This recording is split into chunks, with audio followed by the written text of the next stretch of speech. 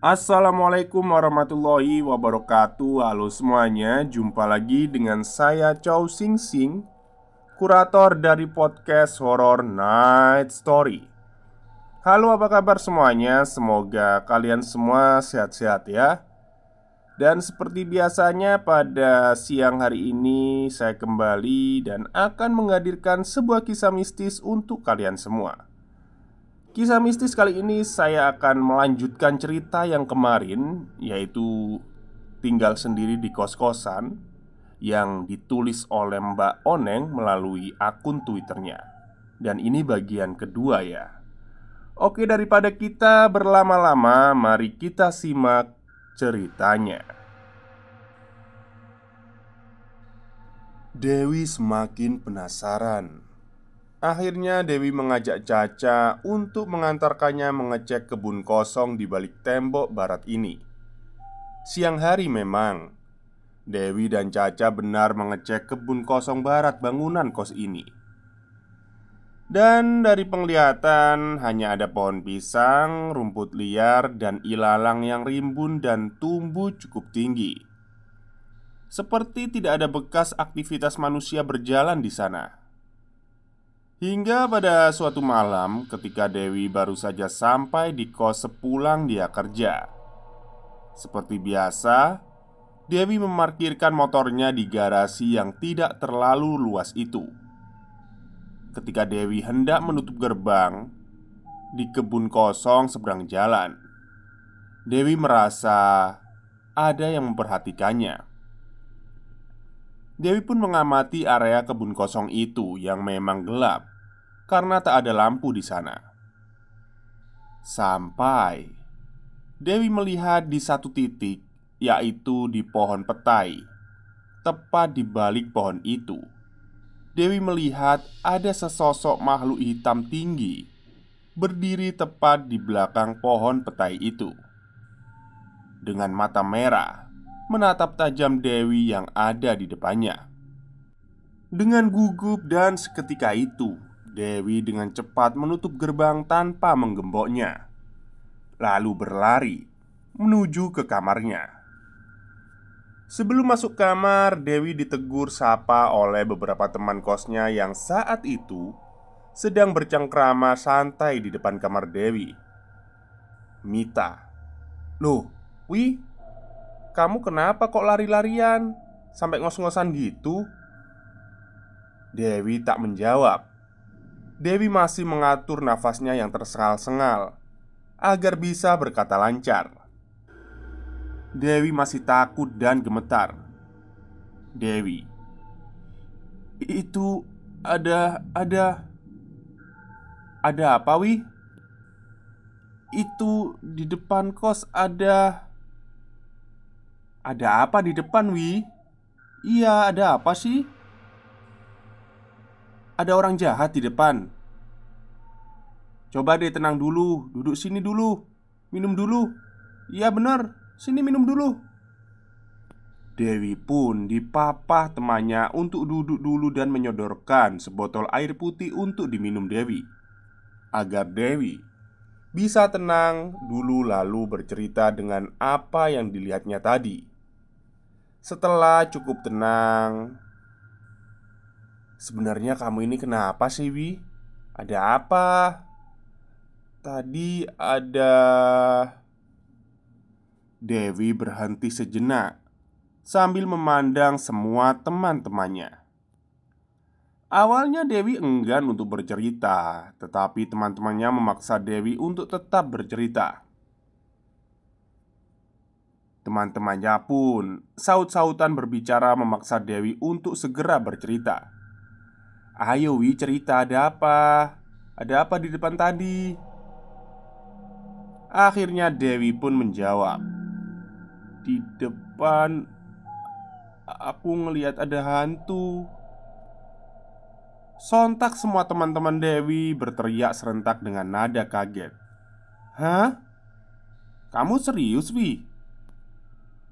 Seketika suasana menjadi hening. Semua terdiam. Semua saling bertatap mata. Tiba-tiba saja Brak.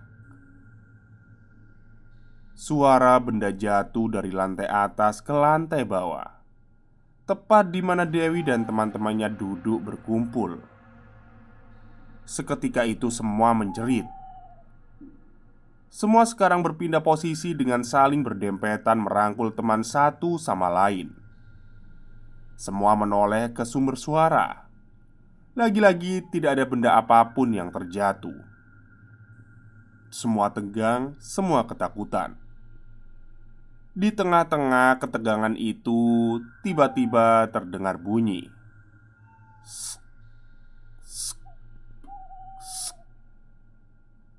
Suaranya seperti suara orang yang berjalan menyeret sendalnya. Kali ini, suara itu datang dari dua arah.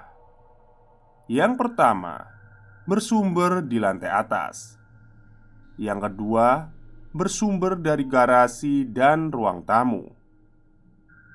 Dewi dan penghuni kos lain makin tegang.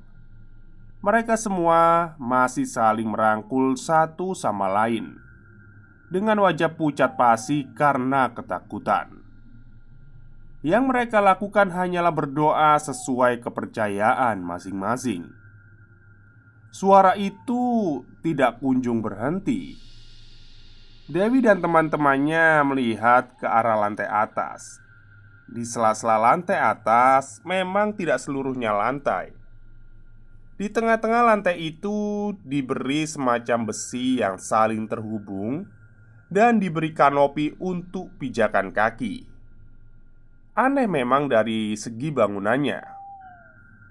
Tapi dari bawah akan bisa melihat ke arah lantai atas tanpa harus naik tangga. Ketika Dewi dan teman-temannya melihat ke sisi atas, ternyata tidak ada aktivitas apapun di sana. Bahkan tidak ada suara orang berjalan. Mereka menoleh ke arah garasi dan ruang tamu juga tidak menemukan apa-apa. Tapi suara itu masih jelas ada. Jelas sekali terdengar oleh telinga Dewi dan teman-temannya. Tiba-tiba Sarah berteriak kencang. Ada sesuatu yang jatuh di kaki Sarah. Setelah dicek, yang jatuh adalah segumpal rambut panjang yang sebagian sudah beruban atau berwarna putih. Tanpa pikir panjang, Mita bergegas ke kamar dan mengambil sesuatu. Mita mengambil korek api, lalu segumpal rambut itu diraihnya dan dibakar. Ketika dibakar, bukan bau rambut terbakar yang tercium, melainkan bau busuk yang sangat menyengat, dan itu sangat mengganggu. Dewi dan penghuni kos lain pun terheran-heran. Rambut siapa itu yang dibakar? Rambut dibakar kok malah mengeluarkan bau busuk. Ketika rambut itu hampir habis terbakar, tiba-tiba saja listrik padam. Semua lampu mati. Seluruh penghuni kos makin berteriak histeris. Mereka ketakutan. Semuanya bingung apa yang sebenarnya sedang terjadi. Ketika kepanikan melanda, Mita lantas berteriak, ayo semua malam ini kita tidur bersama di kamarku." Tanpa ada jawaban, semua langsung berlari menuju kamar Mita. Semua masih berdempetan dan merangkul satu sama lain di atas kasur kamar Mita. Keringat dingin mengucur deras di tubuh seluruh penghuni kos ini. Tidak ada satupun kata yang bisa terucap. Tidak ada satupun tetua yang bisa dimintai tolong. Karena memang kos ini tidak memiliki penjaga. Pemilik kos juga tidak pernah menginap di kos ini dan jarang sekali menyambangi lokasi kos. Hanya ketika ada janjian atau perbaikan bangunan saja, biasanya Bu Karti akan datang. pemilik kos, tinggal di daerah es, dekat dengan museum purba. Apalagi ini kos putri, otomatis yang tinggal hanya remaja-remaja perempuan. Mau meminta bantuan tetangga terdekat, Dewi dan penghuni kos lain tidak ada yang berani keluar. Takut terjadi hal yang makin menakutkan. Akhirnya mereka memutuskan untuk beristirahat saja malam itu. Keesokan harinya semua aktivitas seperti biasa normal. Hanya saja ada sedikit rasa was-was yang menyelimuti benak seluruh penghuni kos. Setelah tragedi semalam, sepulang kuliah hari ini, Mita tiba-tiba saja demam tinggi. Dewi dan teman kos yang lain mencoba merawat Mita, mengompres kening Mita dengan handuk yang sudah diperas dengan air hangat. Hingga larut malam, panas Mita ini tak kunjung turun. Mita semakin menggigil kedinginan. Sudah diberi obat penurun panas, tapi obatnya seperti tidak bereaksi. Sampai-sampai si Mita mengigau dengan kalimat-kalimat yang kadang tidak jelas. Pergi, pergi." Mita mengigau dengan menguap dan mengucap kata itu terus-menerus. Entah apa yang Mita maksud. Oh, Mita itu yang tadi bakar rambut tadi ya. Rambut apa? Kayak nenek-nenek itu. Oke, lanjut. Mita ditanya pun juga tidak ada respon selain kata pergi yang muncul dari igauan si Mita. Karena keadaan Mita yang tak kunjung membaik, akhirnya Dewi dan teman kos lain sepakat membawa Mita ke klinik terdekat agar segera mendapatkan penanganan medis. Dewi, Sarah, Yesi pergi mengantar Mita ke klinik. Mita diapit bonceng 3 oleh Sarah dan Yesi, sedangkan Dewi naik motor sendiri. Dan akhirnya Mita dinyatakan harus dirawat inap. Akan tetapi karena klinik tersebut tidak melayani rawat inap secara lama, maka dari dokter diberi rujukan untuk dirawat inap di RSDO. Akan tetapi Dewi meminta agar malam ini saja biarkan Mita dirawat di klinik itu sementara, baru biar besoknya bisa dibawa ke RS. Setelah negosiasi akhirnya dokter menyetujuinya. Keadaan Mita masih sama. Mita masih menggigil kedinginan dan terus mengigau.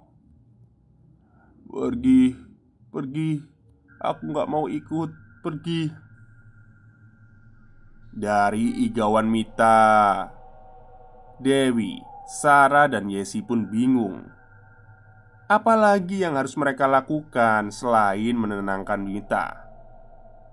Akhirnya dokter menyarankan untuk tetap tenang saja. Biarkan si Mita seperti itu dulu. Itu efek dari panasnya yang tinggi, hingga dia seperti kehilangan setengah kesadarannya, kata Pak Dokter. Hal yang lumrah jika terjadi kepada orang yang mengalami demam tinggi. Sudah, biarkan obatnya bereaksi dulu.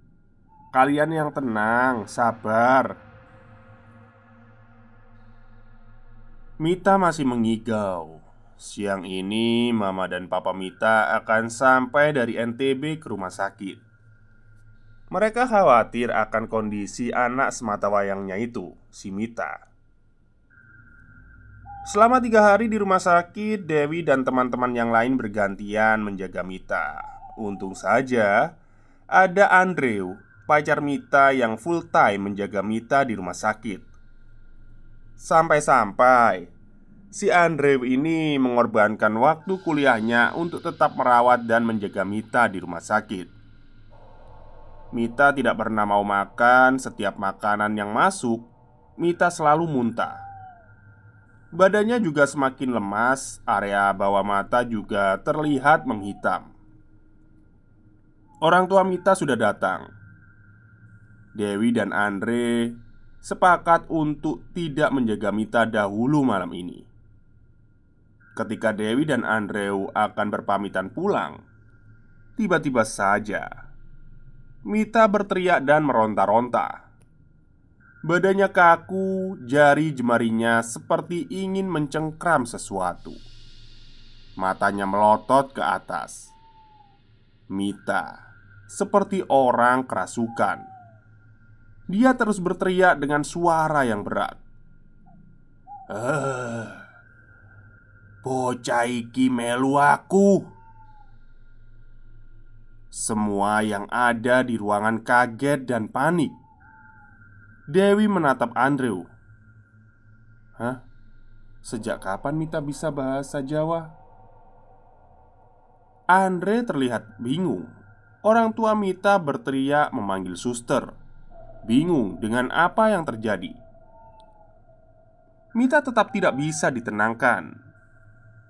Dewi membantu dengan melantunkan ayat-ayat Al-Quran, memijat-mijat jempol Mita sekuatnya. Tiba-tiba saja Mita pingsan. Ya, mungkin jin yang merasuki tubuh Mita sudah keluar. Saat itu pula HP Dewi berbunyi. Ternyata Sarah menghubungi Dewi. Dewi mendapatkan kabar bahwa kondisi di kosan sedang kacau. Semua ketakutan, dan yang paling membuat Dewi kaget dan bingung adalah Sarah mengabarkan kalau Caca sedang kerasukan. "Astagfirullahalazim," ujar Dewi setelah mendapatkan kabar itu. Dewi pun bergegas pamit dan langsung menuju kos. Sesampainya di sana, sudah ada beberapa warga yang membantu menenangkan teman-teman kos. Dan Caca juga sudah sadar dari kerasukannya. Warga, "Hati-hati, Nduk." "Iya, Pak. Di sini tuh sudah tidak aman." "Tidak aman bagaimana, Pak?" Sudahlah, nggak apa-apa. Sekarang temanmu sudah sadar. Yang penting doanya jangan kendor ya." "Oh, nje, Pak. Matur nuwun lho, Pak." Warga pun mulai meninggalkan area kos ketika Dewi melihat ke arah tangga yang menghubungkan lantai atas. Lagi-lagi Dewi melihat sosok hitam bermata merah itu tengah berdiri tegap di atas tangga. "Astagfirullah, astagfirullah, astagfirullah," gumam Dewi lirih. Namun sosok itu hanya diam saja, tidak menunjukkan ekspresi ingin menyerang. Dan tiba-tiba sosok itu hilang. Dewi masih menenangkan situasi teman-temannya.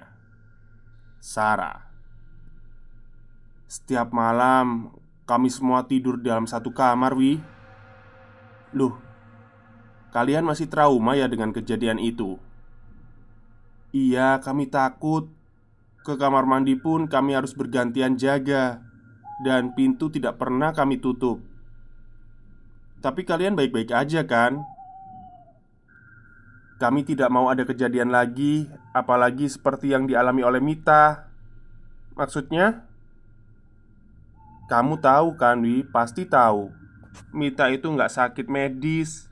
Dia pasti diganggu oleh jin gara-gara bakar rambut sembarangan malam itu."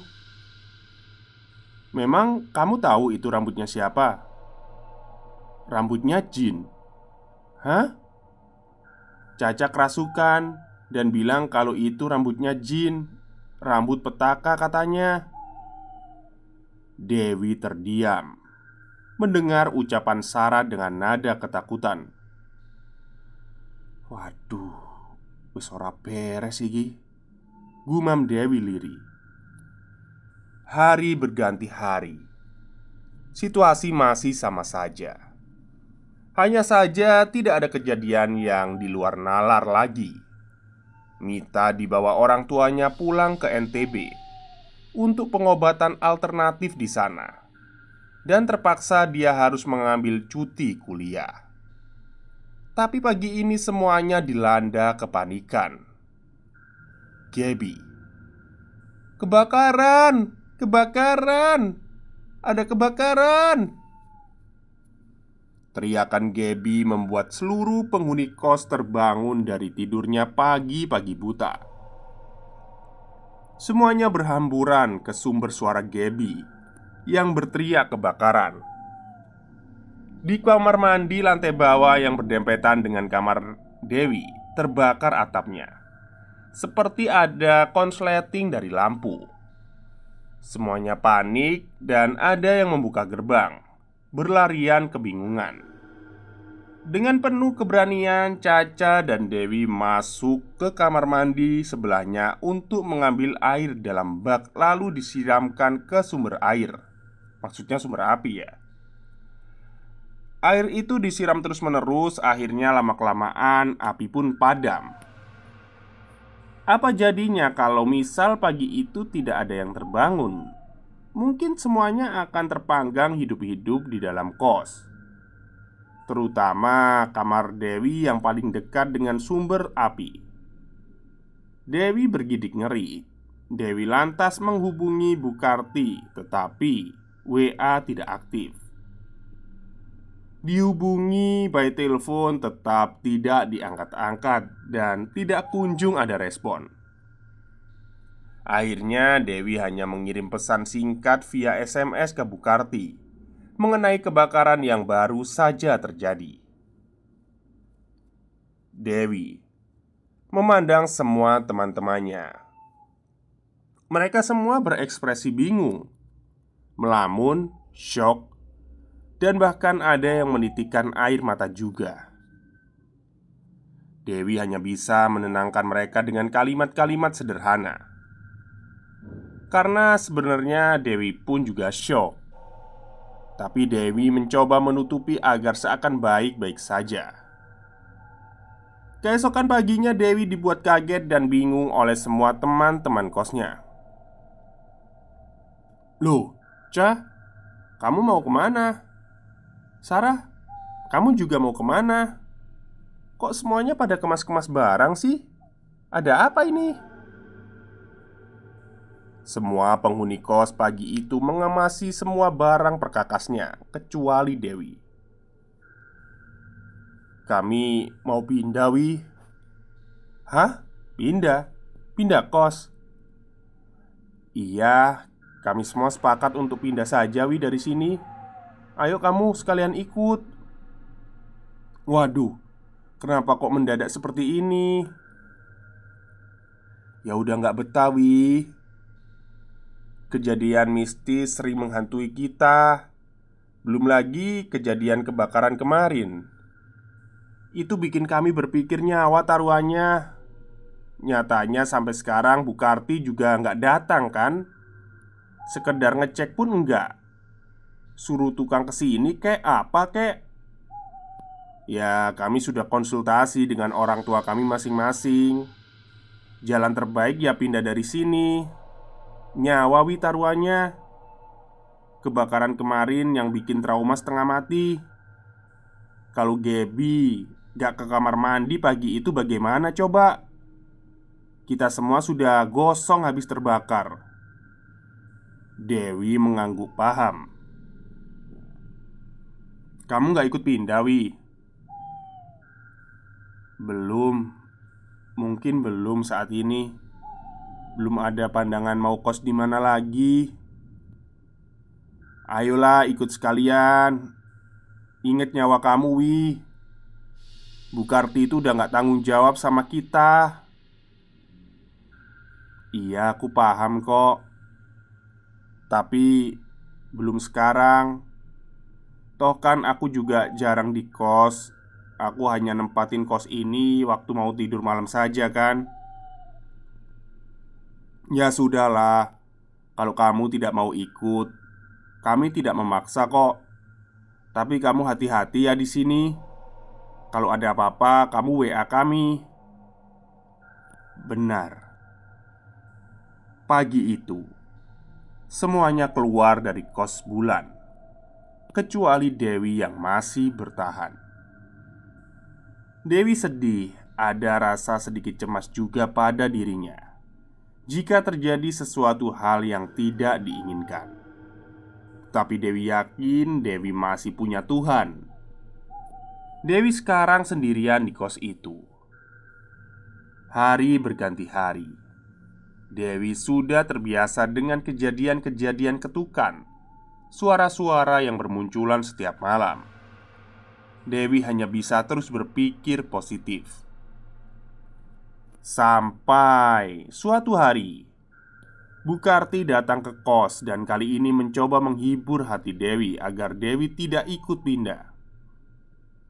Bu Karti bilang bahwa akan ada yang ngekos di sini dari anak-anak mahasiswa juga. Pokoknya si Bu Karti ini selalu mengiming-imingi Dewi terus-menerus agar tidak pindah. Akan tetapi realitanya tidak pernah ada satupun orang yang datang ke kos bulan itu. Sudah 1 bulan Dewi menempati kos itu seorang diri. Bu Karti datang lagi. Kali ini dia memberitahu Dewi kalau ada yang akan nemanin Dewi malam ini. Dia yang nantinya menjaga kos bulan ini.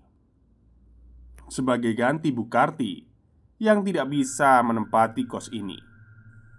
Sebut saja namanya Bu Sum, samaran penjaga kos baru ini ya. Wanita parubaya yang bersedia menjual jasanya sebagai penjaga kos bulan ini. Sore itu, beliau benar datang.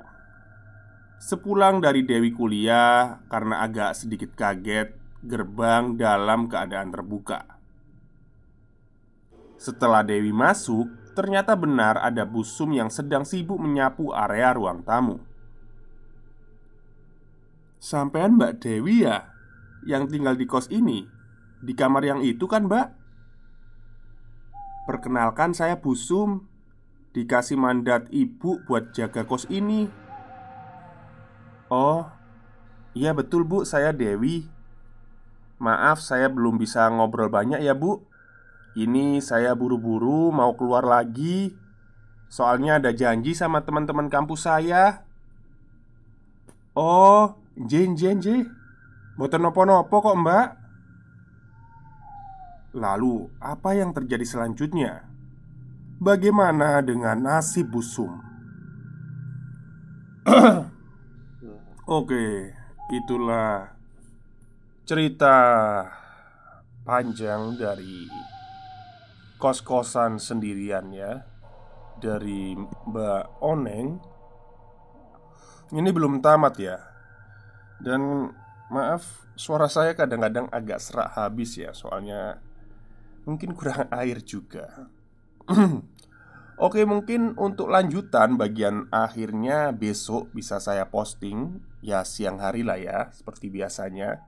Dan mohon maaf kemarin belum nggak bisa posting karena saya sedang tidak enak badan juga. Sebenarnya hari ini juga agak nggak enak badan, tapi udah mendingan lah. Oke, mungkin itu saja cerita pada siang hari ini. Semoga kalian semua terhibur.